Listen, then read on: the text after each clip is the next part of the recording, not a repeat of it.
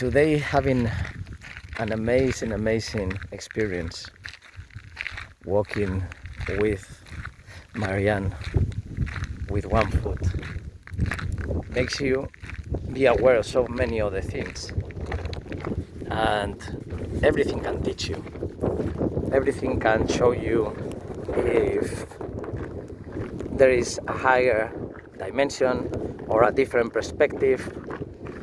And through mathematics, when they get to a level that nobody got before, bringing new formula, bringing new system, a new system, I mean that there is not only the natural numbers. Somebody invented then the rational numbers, the irrational numbers, only with numbers, and then with the progressions, and then the progressions can be there, and then with you put some letters meaning something. And by doing that, you are connecting in a way that certain barriers that they were the day before, because it was not a barrier, it was that you didn't know that that was a wall, a door, but not a barrier. And then when you see this is a door, you open that door, and then you bring the rational numbers or the zero number, and we think that we are going in the right direction of the progression. It's one of the infinite.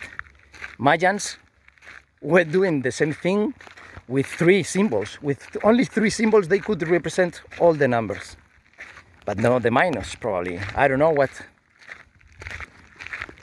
what progress they had in their own system, because I'm not an expert of that. But I don't need to go to the deepest point to know what I'm talking about. Because I am the creator of those different scenarios that they were happening, but depending on who's telling me, they are happening one way or many other infinite ways that has nothing to do with that, and is not opposite. It's just different or new or completely unknown, so it cannot be expressed with words. So mathematics are helping you with all these just perspectives of seeing the numbers, converting everything like in a spectrum that where you can choose other options, and then you are the observer of this spectrum. And then I was explaining Marianne that also happens with physics, like Einstein and Hawking bringing, but then I also happens with, it's not only mathematics and science, it's science and letters, because in literature and science and letters we have metaphysics and we have metaphors, and it looks like people are differentiating in between the ones that they are experts in metaphysics and the ones who are experts in metaphors. And then there are some people that they are experts or very good in both. And then what I mean by then is that probably nobody has thought about what I've been thinking about the connection of metaphysics and metaphors. It's obvious, but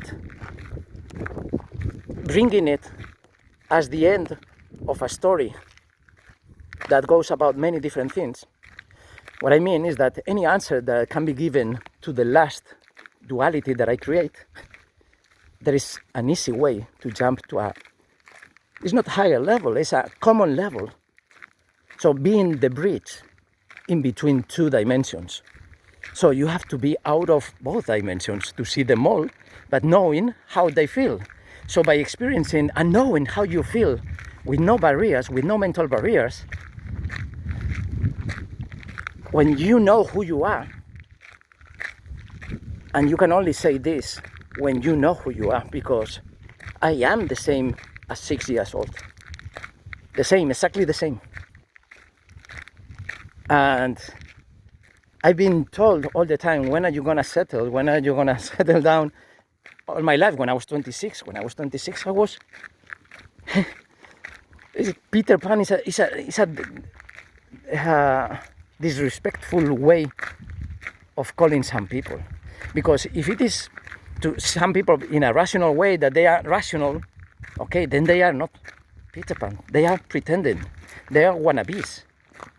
But I don't even know Peter Pan, but I know about the syndrome, and I don't have a syndrome. I am that. So what kind of syndrome? I have a syndrome that I have to breathe air. I have a syndrome that I have to drink water. I have a syndrome that I have to pee and shit. I have so many syndromes, probably 10, that they are natural. The rest of them are attacks created by conventional minds.